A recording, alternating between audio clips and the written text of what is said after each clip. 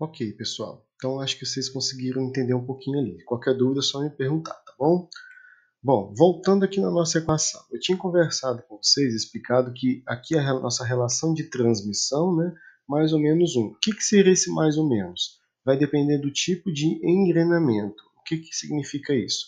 O mais, nós vamos pegar a relação de transmissão e somar mais 1 quando a gente tiver um engrenamento externo.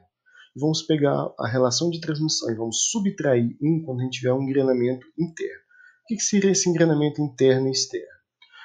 Quando nós temos duas engrenagens como essas daqui, ó, uma engrenagem engrenando com a outra de forma totalmente externa, assim, ó, uma externa à outra, nós temos um engrenamento externo.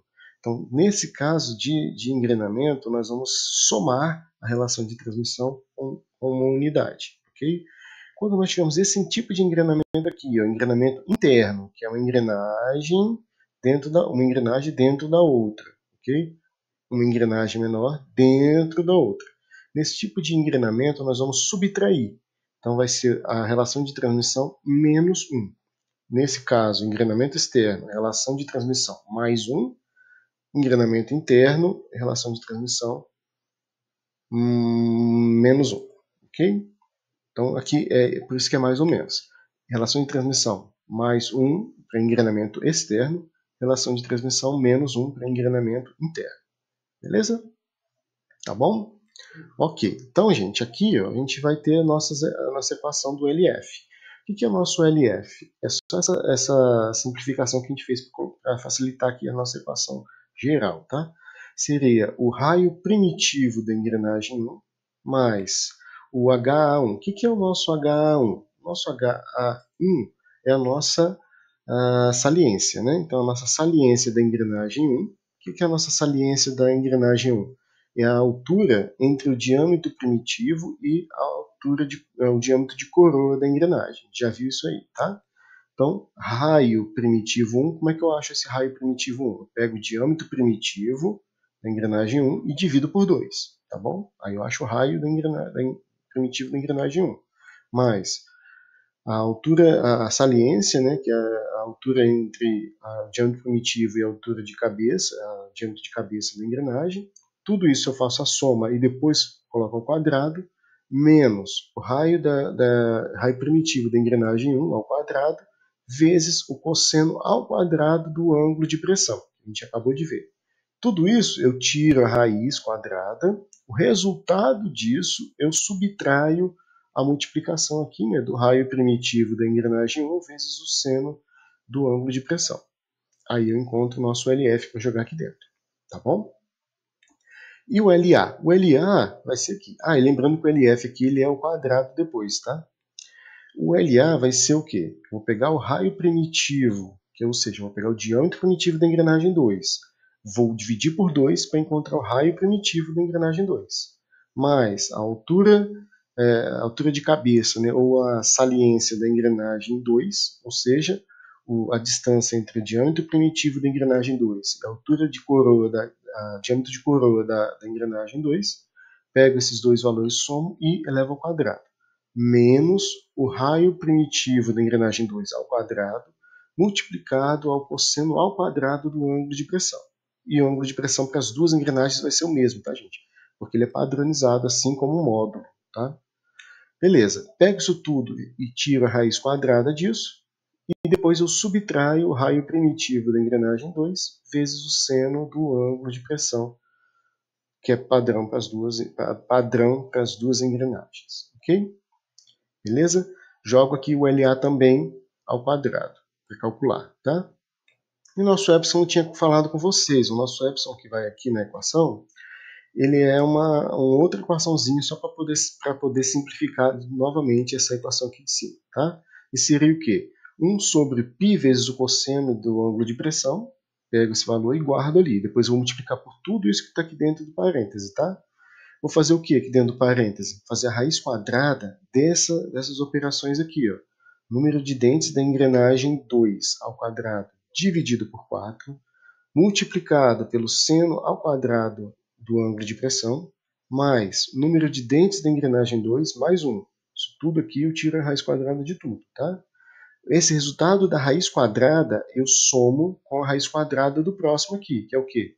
Número de dentes da engrenagem 1 ao quadrado dividido por 4, vezes o seno ao quadrado do ângulo de pressão, mais o número de dentes da engrenagem 1 mais 1. Raiz quadrada disso, né? Faço a soma das duas raízes aqui, mais o quê? A média dos dois número de dentes, né? Número de dentes da engrenagem 1 mais número de dentes da engrenagem 2 dividido por 2, vezes o seno do ângulo de pressão.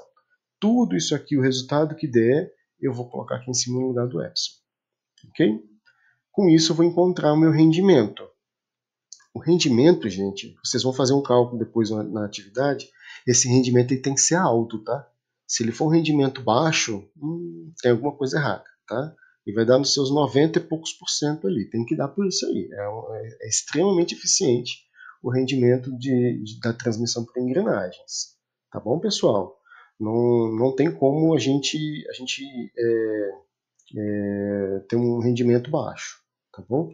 Dependendo dos casos, ali, em alguns casos bem específicos, você vai encontrar 80 e poucos %, mas normalmente é sempre acima de 90% o rendimento do engrenamento por engrenagens, tá bom? Ok? Entendido aqui também o que é engrenamento externo e engrenamento interno? Beleza, então, pessoal. Existe uma outra coisa que é interessante, a gente precisa calcular também, é se vai ter interferência no engrenamento de uma engrenagem com outra. O que seria esse engrenamento ali? Bom, vamos voltar um pouquinho aqui. Vamos lá, vamos voltar, né? Vamos voltar aqui para a gente olhar. O que é interferência? É quando, gente, o projeto das engrenagens ele não foi tão bem executado. E o que vai acontecer? Esse dente dessa engrenagem ele vai tender, a hora que ele estiver em contato aqui, ó, esse dente da engrenagem, vamos pegar esse aqui de baixo, né? Esse dente dessa engrenagem vai tender, na hora que ele encostar aqui nesse outro dente, a empurrar esse dente para cá. Ele vai como se ele estivesse tentando entrar dentro desse dente aqui. Ó. Então ele acaba fazendo um abaulamento aqui na base do dente, devido à interferência. E isso pode provocar altas tensões aqui, até promover a trincas e rupturas. Então isso vai ser muito significativo quando tiver um número de dentes muito pequeno, né? Ou um número de dentes muito diferente um dos outros. Tá? Então a gente vai ter que calcular isso para ver se vai ter interferência ou não, ou seja, se esse dente vai estar tentando entrar dentro desse outro dente aqui em algum momento. Tá? Então eu vou passar aqui para vocês. Passar aqui para vocês como que a gente calcula isso, tá bom? Então, é possível que erros no projeto causem interferência no engrenamento do conjunto de engrenagens. Por isso, é necessário avaliar se os números de dentes estão de acordo com a equação abaixo. O que é isso? O número de dentes da engrenagem 1 ele tem que ser maior ou igual ao que? A essa soma aqui. O que é isso?